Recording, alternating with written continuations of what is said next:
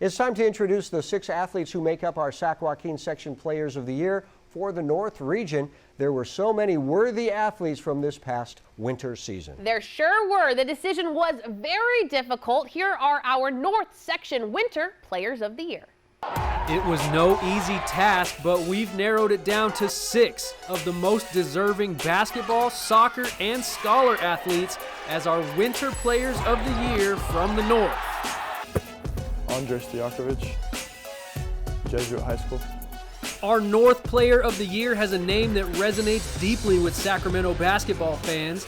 The son of Sacramento Kings great Paige Stoykovich, Andre Stoykovich made a name for himself at Jesuit. He never forced me into the sport, but as soon as I did show interest, he immediately offered his help. Creating a name for myself has been part of the journey so far. Andre led the Marauders to their first section final since 2014 and became just the 3rd Sacramento area player chosen to play in the prestigious McDonald's All-American game. My main goal is to get to the NBA. It's a lot easier to get dropped out of the league than it is to get in. You gotta work, get into it, and then hopefully one day just keep working and stay there. Mary Carter, Antelope High School. A 4-year varsity starter, Mary Carter began her basketball journey at a young age. I started playing basketball basically when I was like 5 years old, but I kind of had been around the gym my whole life. My dad was a varsity coach, so I just kind of grew up in the gym, going to practices with him and just falling in love with just the team atmosphere and the game itself. So just being able to play from an early age has been, I think, a benefit for me, just being able to constantly be around the game. With more than 1,500 career points and over 1,000 career rebounds, Mary was voted the CVC MVP in back-to-back seasons. It's really awesome and very cool to be able to say that and just know like people in like Sac area really appreciate me and like my game and stuff, and that's really a confidence booster. So. And she'll continue her basketball career at the next level at Cal Poly. At Cal Poly, I found a really good environment with the coaches and the girls and just a staff that was really going to help me grow and become the best player that I could be. And also, just the school is a really awesome school for your degree and a great place to live. Tamaria Ruff, High School. We couldn't choose just one Girls Player of the Year, so our point guard, Tamaria Ruff, is the epitome of heart over height. For basketball, it's more than a game to me because it's kind of like, you know, being counted out and always like, oh, she's too small and she's too this. It was like more, like I just want to prove everybody wrong. So I always had that chip in my shoulder, like, you know, you're special and you're going to get there, but I had to work so hard. So that's why I feel like it's more than just basketball to me. So that's kind of my story. Just height don't matter. The section's only Division I player to post multiple triple-doubles, Tamaria prided herself on defense. Defense wins games. You know, a lot of people might want to put the ball in the basket, but I feel like if you could play defense, the offensive game becomes way more easier. Like I can't always, you know, depend on a good shooting game, or you never know, the defense might be onto your game, so that defense just lets me get that next level.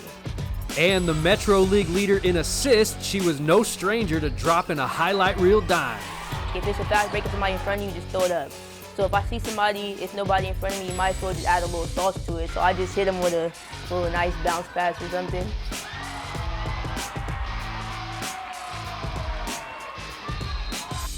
Kaia Hernandez, High School.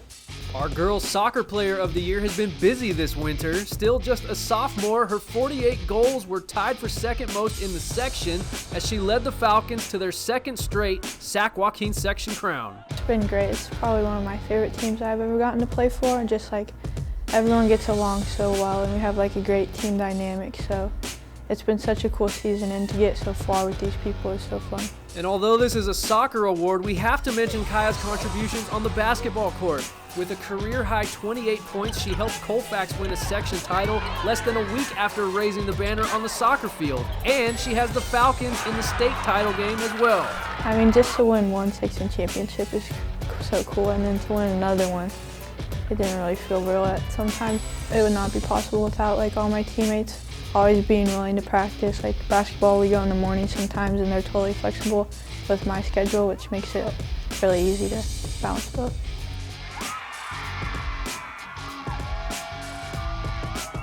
Quinn Mahoney,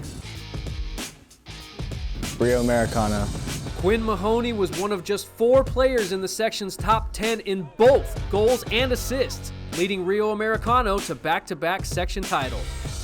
We had a pretty special year last year, and we wanted to build on that, and going back-to-back section champs, I don't think Rio has ever done before. Aside from the accolades, it means a little something extra for Mahoney to wear the Rio Americano colors. It means a lot to wear this green, and my dad, both my sisters went to Rio, so growing up I've always seen Rio, and I've always wanted to make a name for myself and make a name for Rio through our coaches, through our players. That gave me the ability to perform. Mahoney will continue to perform at the next level, hoping to bring that championship pedigree to Cal Poly. I feel like when you shoot for the stars, you land on the moon, and that's what I always told myself. I always shot for the biggest school you could get. I felt Cal Poly, I could do it there. Luke Mason,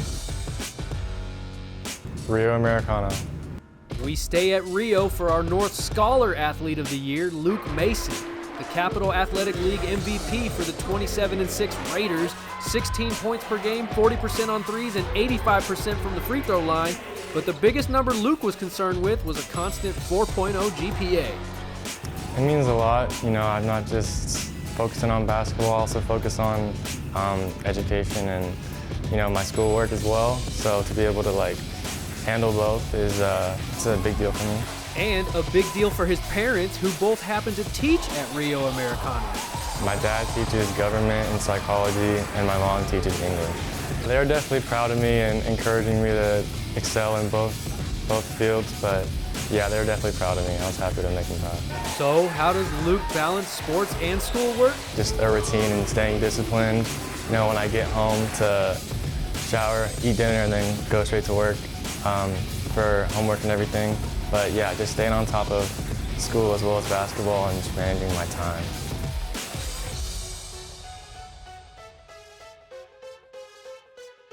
All of the athletes were so great to interview, and I think we picked some good ones. Absolutely.